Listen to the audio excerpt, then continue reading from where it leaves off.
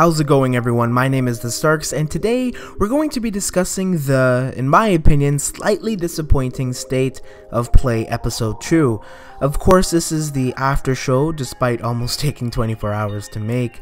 Regardless, I've been quite busy doing a bunch of other things, such as making a small feature on PlayStation Source's Save Slot episode where I discussed things about Rage 2, the new Call of Duty game, and the God of War documentary, which, mind you, was an amazing watch.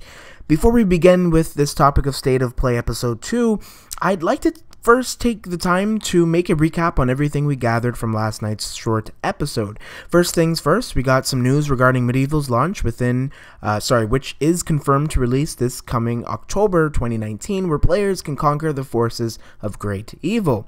Second set of news unveils new game titles such as Riverbond, a dungeon crawler with a guest cast of indie gaming legends whom I'm not familiar with, but seems cool for those who are fans of the indie genre.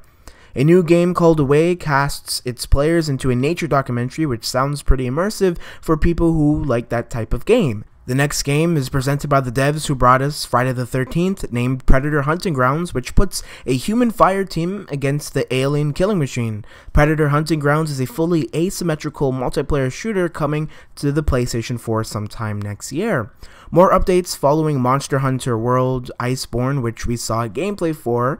The next update followed with a new limited edition Days of Play PlayStation 4 in Steel Grey, which is set to be coming to us sometime later in June. For fans of the series, Final Fantasy VII got a new look and its remake. That's all there is regarding news for the second episode of State of Play. Now let's discuss all there was in this slightly disappointing episode.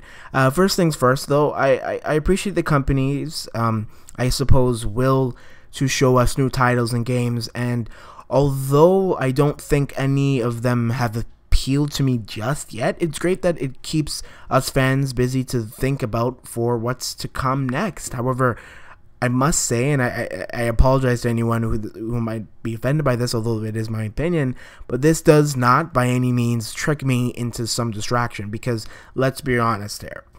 Where are the titles that people are actually looking for, such as, Ghost of Tsushima, The Last of Us, okay? Where are those titles? Like, there's 3 big PlayStation exclusive titles that we as fans are looking forward to, and we have no updates to them at all. Another thing is, I think it's definitely time for Death Stranding to have, some light, since we really know nothing about the game despite everything Hideo has been saying about the game.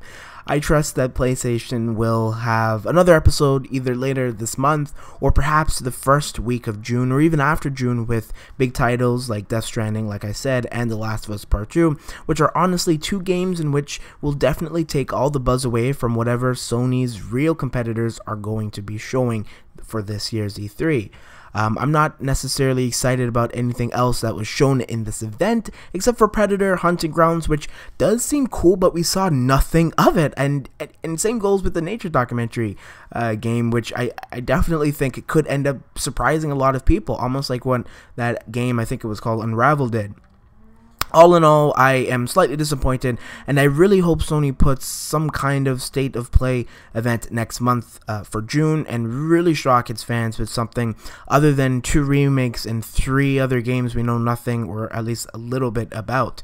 Of course, this is just my opinion, and I'm obviously curious to hear yours. Did you enjoy the episode more so than I did, and do you think Sony would be better off with another episode of State of Play before or after E3 to compete with all the buzz?